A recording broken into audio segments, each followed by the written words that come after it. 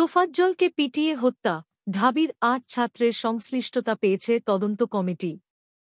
তদন্ত কমিটির প্রতিবেদনে অভিযুক্ত ৮ শিক্ষার্থীর কথা বলা রয়েছে, যাদের বিষয়ে বিশ্ববিদ্যালয় দ্রুত প্রশাসনিক ব্যবস্থা গ্রহণ করবে বলেও বার্তায় বলা হয়েছে।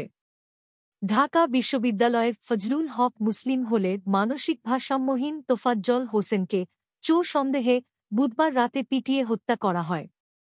ঢাকা বিশ্ববিদ্যালয় প্রতিনিধি bdnews24.com Published 20/2024/09-13 Updated 20/2024/11-04 ঢাকা বিশ্ববিদ্যালয়ের ফজলুল হক মুসলিম হলের মানসিক ভারসাম্যহীন তোফাজ্জল হোসেন পিটিয়ে হত্যার ঘটনায় ৮ শিক্ষার্থীর সংশ্লিষ্টতা পেয়েছে বিশ্ববিদ্যালয়ের তদন্ত কমিটি।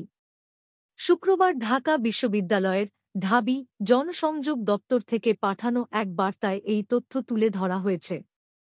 ফজলুল হক মুসলিম হলের এই ঘটনায় ঢাকা বিশ্ববিদ্যালয় প্রশাসন অত্যন্ত দুঃখিত ও মর্মাহত উল্লেখ করে বার্তায় বলা হয়, এই পরিপ্রেক্ষিতে বিশ্ববিদ্যালয় প্রশাসন দ্রুততার সঙ্গে আইনগত ব্যবস্থা গ্রহণে সচেষ্ট হয়ে ২-৪ ঘণ্টার মধ্যে বৃহস্পতিবার সকাল ৮টায় তদন্ত কমিটি গঠন করে। এই কমিটি বৃহস্পতিবার রাত ১টায় রিপোর্ট পেশ করে।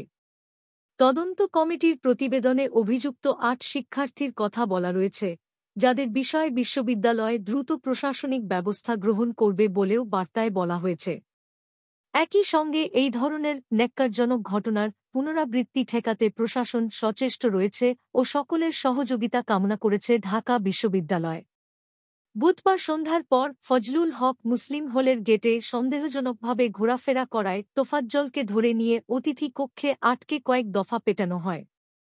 এক পর্যায়ে ক্যান্টিনে তাকে ভাত খাইয়ে নিয়ে আরেক দফা পেটানো হয়। পরে তাকে অচেতন অবস্থায় হাসপাতালে নিয়ে গেলে চিকিৎসক তোফাজ্জলকে মৃত ঘোষণা করেন। বিশ্ববিদ্যালয়ের তদন্ত কমিটির একটি সূত্র জানায়, তোফাজ্জলকে পিটিয়ে হত্যায় অভিযুক্ত ৮ শিক্ষার্থীর মধ্যে ৩ জন ছাত্রলীগের পদধারী নেতা ছিলেন। এর মধ্যে জালাল মিয়া 2018-19 শিক্ষাবর্ষের পদার্থবিজ্ঞান বিভাগের শিক্ষার্থী ও হল ছাত্রলীগের সাবেক সদ্য পদত্যাগকারী উপ-বিজ্ঞান ও প্রযুক্তি সম্পাদক। কোটা সংস্কার আন্দোলনের চলাকালে তিনি ছাত্রলীগ থেকে পদত্যাগে করে বৈষম্যবিরোধী ছাত্র আন্দোলনের কর্মসূচিগুলোতে সক্রিয় ছিলেন।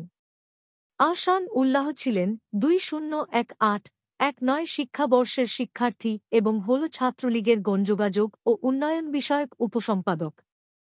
আল হোসাইন সাজ্জাদ ভূগোল ও পরিবেশ বিভাগের 2020-21 শিক্ষাবর্ষের ও আর্থ অ্যান্ড এনভায়রনমেন্টাল সায়েন্সেস অনুষদ ছাত্রলীগের দপ্তর সম্পাদক ছিলেন। অন্যদিকে সুমন মিয়া বিশ্ববিদ্যালয়ের 2021-22 শিক্ষাবর্ষের মৃত্তিকা, পানি ও পরিবেশ বিভাগের ছাত্র। মুত্তাকিন শাকিন শাহ বিশ্ববিদ্যালয়ের পুষ্টি ও খাদ্যবিজ্ঞান ইনস্টিটিউটের এবং ওয়াজিবুল আলম সমুদ্র বিজ্ঞান বিভাগের শিক্ষার্থী।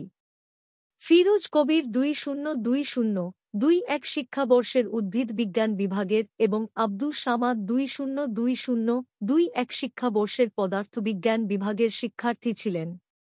এই ৮ জনের মধ্যে উদ্ভিদ বিজ্ঞান বিভাগের ফিরোজ কবির এবং পদার্থবিজ্ঞান বিভাগের আব্দুস সামাদ এখনও গ্রেপ্তার হননি।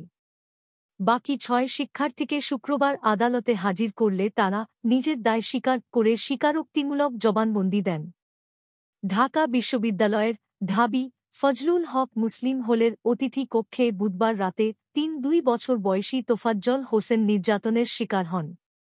রাত ১-২টার দিকে কয়েকজন শিক্ষার্থী ওই যুবককে ঢাকা মেডিকেল কলেজ হাসপাতালে নিয়ে যাওয়ার পর কর্তব্যরত চিকিৎসক তাকে মৃত ঘোষণা করেন। তিনি মানসিকভাবে ভারসাম্যহীন ছিলেন।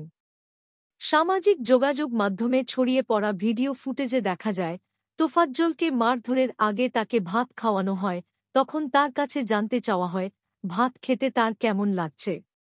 খবর রয়েছে, ভাত খাওয়ানোর পর তাকে নির্মম নির্যাতন করে হত্যা করা হয়। এ ধরনের হত্যাকাণ্ডের নিন্দা জানিয়ে এর সঙ্গে জড়িতদের শাস্তির দাবি উঠেছে।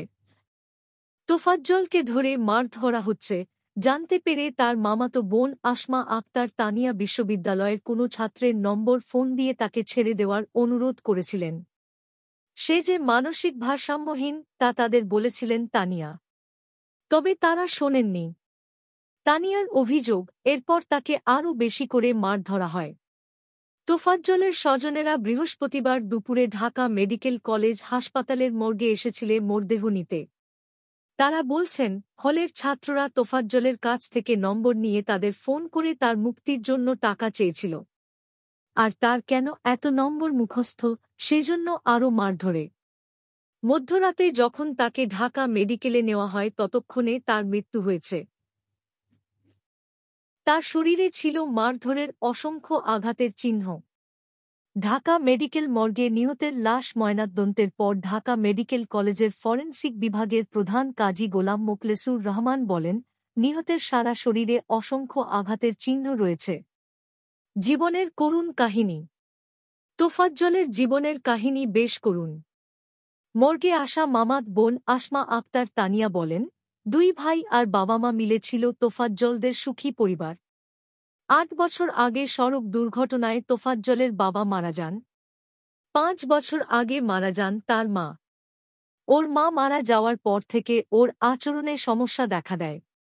তখন তার বড় ভাই পুলিশের এসআই নাসির হোসেন তোফাজ্জলকে দেখে শুনে রাখতেন, মানসিক রোগের চিকিৎসা করাতেন।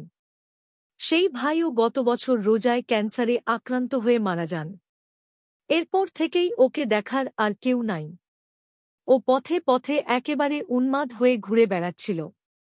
তানিয়া বলেন, তারা তোফাজ্জলকে মানসিক চিকিৎসা কেন্দ্রে নেওয়ার চেষ্টা করেছেন, কিন্তু তাকে ধরে বেঁধে কোথাও নেওয়া যায় না বলে সে উদ্যোগ ব্যর্থ হয়। সবশেষ তাকে যেদিন পাবনার মানসিক চিকিৎসা কেন্দ্রে নেওয়ার কথা ছিল, সেদিন সকালে শিকল ভেঙে পালিয়ে যান তিনি। এরপর ঢাকায় সে এখানে ওখানে থাকতেন, ঘুরে ঘুরে বেড়াতেন। তানিয়া বলেন, 5 তারিখ 5 অগাস্ট রাজু ভাস্কর্যের সামনে যখন টেলিভিশনগুলো লাইভ চলছিল তখন যে বারবার সামনে আসছিল, সে সাক্ষাৎকার দিতে চায়। ওর সেই ভিডিও আমরা দেখছি। তোফাজ্জলদের বাড়ি বরগুনা জেলার পাথরঘাটা উপজেলার কাঁঠালতলী ইউনিয়নে। বরিশাল বিএম কলেজ থেকে হিসাব বিজ্ঞানে মাস্টার্স করলেও মানসিক সমস্যার কারণে কোনো কাজকর্ম করছিলেন না। তিনি ঢাকা বিশ্ববিদ্যালয় এলাকাতেই ঘুরে বেড়াতেন। বুধবার রাতে কোনো এক পর্যায়ে চলে যান ফজলুল হক হলে। মোবাইল ফোন চুরির কারণে সেই হলের বেশ কয়েকজন ছাত্র ছিল উত্তেজিত। তাকে দেখে জেরা করতে থাকে।